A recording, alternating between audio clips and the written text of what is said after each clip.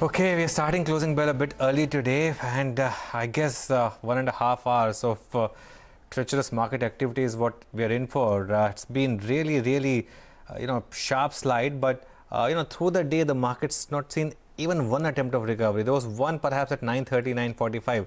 That's it. That was it. About 30-40 points on the Nifty, and after that, once that got sold into, once we had new cases of coronavirus hitting us. After that, it's just been one-way decline, and today's decline is secular in nature. There's nothing which has been spared, especially in the large caps. Across the board selling is what you're seeing in names like HDFC Bank, Tata Motors, IndusInd Bank, State Bank of India. You could pick anything and it's down. So it's that kind of a day. Yes, IT perhaps on margin holding out, but overall not looking good. Surbhi is with me for last 1.5 hours. Surbhi, 1.5 hours left. Stay prepared for some more pain, I guess. Strapping up for the ride, Anuj, absolutely. You know what, I've been contrasting our market with everything else around the world, and there is a difference today. Let's pull up the way Asian markets have closed out and the screens there. A couple of them at least managed some green. More importantly, look at what Europe is doing right now. And again, Europe is not falling as much as we are. Markets there are down between 0.25% thereabouts. There's in fact some green even in Europe. Dow futures are still up over 300 odd points. Which is why I come back to what's happened here, Anuj, today. Is this now pricing in the reality of the virus in the country as well? At the top level, what do you make of the fall, which has taken us down to below 11,100 today? It is reality. It is not pricing in reality. It is reality, Surabhi. And I think the fact that, it's not got contained, and now, we had stray cases in Kerala once or twice. Yes. And now, Andhra, Delhi, I think Agra, and this is panic. This is fear factor, and I think everyone would have got that forward that about the difference between the current situation and say what happened in SARS or what happened at time Ebola. The social media right now, it's a bit of a panic factor, and it's just a bit of a buyer strike right now. You don't want to buy anything, and the fears are genuine in some cases. In some cases, perhaps unfounded. But right now the screen is telling you that this is not a normal market correction. And normal market corrections, the 10% markets fall. A lot of times. So 12,200 was our peak. We have gone to 11,138. But the way with which we have fallen, and the volumes have picked up, and the way today, I think in particular, HDFC Bank is down 3.5%. I think that's telling you, that's a bit of a story in it. It's a bit of a India scare more than anything else. And 4% down now on HDFC Bank. In fact, as we speak, SBI is down about 4%. So stocks are getting into correction territory. Some stocks are getting into bear market territory. My sense is at some point, of course, this madness will get over and someone will see sense of buying stocks at these levels, but right now that's not the time. Right now it's almost like a falling knife. Nobody wants to take that. No, absolutely, I take your point, and I guess the thing is, at least if the rate of cases being reported every day, if at least that goes down, maybe markets can start taking heart. But as you said, till yesterday, we were looking at least single digits to early double digits. Today, the health minister's press conference establishing 28 cases. I think that really got the reality home, right? Yes, and I think, for example, in China, the intensity of cases has now come down. The Chinese market has moved on. That's where it started, right? So I think here also it will happen. The fear right now is that for for first few days. And that's the multiplication impact, right? And you don't know who all these people came in contact with, and and nobody knows. So that's why, and that's why I keep going back to the kind of stocks that fall. There's one market fall in which only high beta falls. This is a market fall in which basically the kind of stocks that represent your economy, they are falling. State Bank of India, HDFC Bank, Ultratech Cement.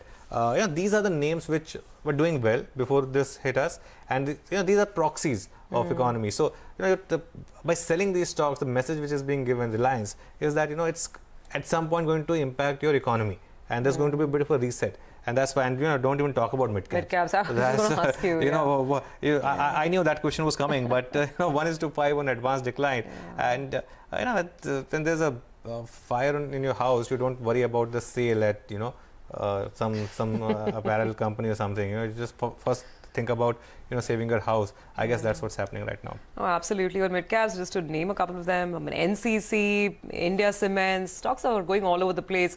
Remember the lofty rise in stocks like IRCTC? Well, it's coming back swiftly. Exactly. Very quickly now. For example, look at a stock like Tata Motors.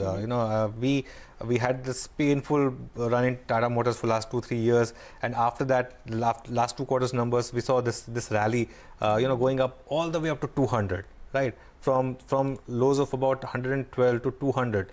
It's taken Tata Motors 1 month from 200 now to come back, crashing down to 122. That's the ferocity of the fall. Anyway, let's move on. Let's invite our first guest. We'll have more guests joining through the day. Ajay Srivastava is joining us, CEO of Dimensions Corporate Financial Services. Ajay, hi, good afternoon.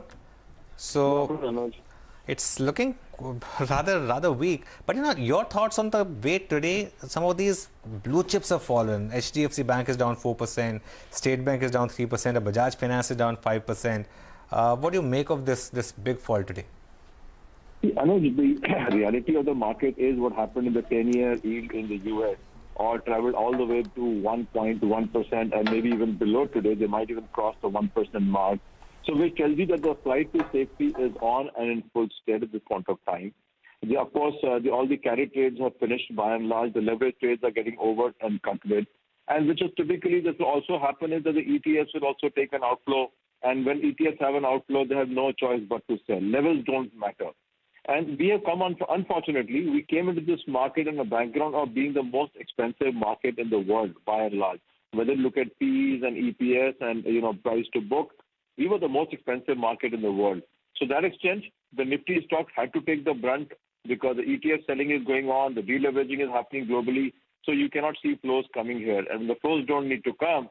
To hold these stocks at these levels is almost impossible just from domestic. So I think we need to be perspective that when we were sitting on an expensive market, which is correcting, and even at today's level, Anuj, we may think that's fallen too much. It's not a big correction. If you look at Nestle, P of 70, if you look at Unilever, P of 60, if you look at Bajaj Finance, price to book of 10 and thereabouts. So we are not in cheap territory by any standard. So yes, there is a big correction. Of course, coronavirus is affecting everybody's sentiment, but the big ticket sticker is that the US leverage market is running out, and therefore the ETF withdrawals will keep happening. Ajay, good afternoon. Take your point. I mean, I don't think anyone can say these stocks are cheap, but the question is this. If for someone who's willing to look beyond the immediate disruption, and we don't know, I take that point, we don't know if it's a 1-month disruption or a longer disruption, how do you go about deploying your money? Would you start looking at some of these lofty valued stocks today itself? Would you wait a while longer?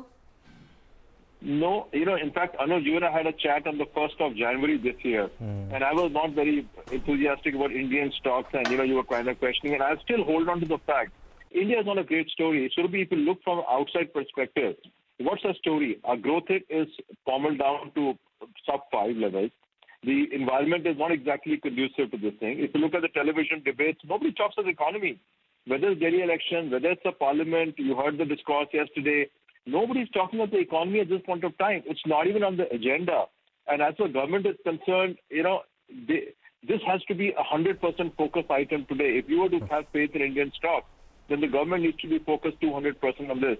But everything else is being focused except the economy. I'm sorry to say that. And therefore, things like IBC, things like RBI giving some leeway to the customers in terms of their ability to pay the loans back, give more loans to share loan against shares, put liquidity in the market with mid caps and small caps, dealer financing. You name the word. We are getting lost everywhere. Okay. So I think the story is not about the market, not coronavirus, but is that how much response does the government have to the current situation? And when you look at that, you kind of wonder, should I be putting my money on 1st January? And as the same question is today, even after such a steep correction.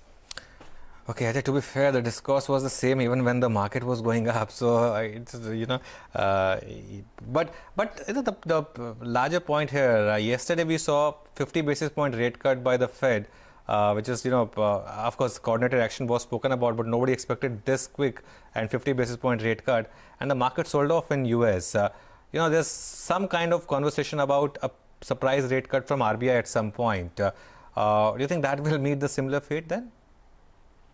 See, yesterday, unfortunately, rate cut was received well, And then came the commentary from the Fed, and that was a disaster, absolute disaster, because the markets saw that as a red signal saying that the rate cut is a panic response. Rather being a constructive response, everything was good till the press conference started, Anuj, if you look at the timing, and thereafter it went downhill very fast. Because people thought and read into the rate cut was that this was Fed panicking, and Fed panicking is never a good idea. I think in our case, that's why I said our case, rate of interest is of no relevance. Nobody gets money at the rate of interest that we talk about. All the companies in India borrowed 8, 10, 12% or 14 if you're a small cap. I think what's important is liquidity. What's important is regulatory situation today in terms of NPAs, in terms of IBC, all those things, government payments, tax payments, this whole thing about recovery going on in the market. All these are more relevant to a businessman in India than just interest rate. I think we can live with 0.5% here or there. What we can't live with is liquidity. What we can't live with is no forbearance on NPAs. What we can't live with it is that every creditor can take you to IBC and a company goes out of your hands. Now that changes the economic texture about the whole setup. And that's why I said we are far beyond interest rates. We need several more steps to guide this economy through. It's a tough time for all of us. Coronavirus, in fact, as you rightly said, can go anywhere for any industry. But having said that, I think if we can hold the nerve in this Indian market, I would still say we have a greater chance of recovery than we were, because we were in a pretty bad shape. So post this coronavirus problem, whenever one's temperature reaches 40 degrees, I guess it's going to die out on its own, or should die out on its own. We will have another life. But I think if we put economic steps today, India should gain a lot in the long run. It's really good to see you finally veer towards hope, because while I take a lot of the points that you've been making on the economy and the fact that we perhaps haven't moved quickly enough to address, hope is what makes the world go round, right? So before we let you go today, since, I take your point, and temperatures will rise, and we are India, so they'll probably rise a lot faster. They already are doing that, in this country. So, if this blows over, hopefully quickly enough, give us 2 or 3 stocks which, despite all the gloom and doom, at least you're not going to sell, and maybe you'd want to add more, because those are gems. I mean, you can't write off the entire Indian market, right? Of course not. No, all of us are, the fact is, Surbi, all of us are fully invested in Indian market. Mm-hmm. That's an honest fact. We all hold the same stock, the HDFC Bank, the PVRs of the world, the HDFC Twins. We all hold the same stock. What we don't hold, they have different versions. There are lots of us like us don't hold automobile stock, for instance. But we have heavily invested in healthcare. And even in this gloom and doom, I will say I put a lot of money in the PSU stock. Very handsome dividend. Share price, I don't know what's going to happen eventually. I think it's really dirt cheap. You can't get cheaper than this, I guess. So PSU stock, yes. I think your exhibition story will run well in the long term. Short term, it will have a problem. Nobody's going to go to cinemas at this point of time. So there will be a correction. But long term, I think there's value there sitting there. I think PSU is, at least the gas companies should have a lot of value sitting in today's stock price, including a power generation NTPC should have a lot of value. 6 to 7 rupee dividend on a stock of 100 rupees, Anuj, and Surabhi, where can you get it? I think it's so amazingly cheap that you wonder, are you really looking at the real world? Yes, the only problem is that it keeps getting cheaper, Ajay. That has been the problem. But thanks a lot for joining us. That's the view from Ajay Srivastav. First one bit of recovery which is being attempted now. Now, I shudder to even talk about recovery these days, because they disappear faster than, like I said earlier, than Indian batsmen on New Zealand pitches. So it's I don't know if this one's going to sustain. But anyway, let's take a break. We'll come back and we'll carry on this conversation. We have our other set of experts also joining us. Keep it with CNBC-TV18.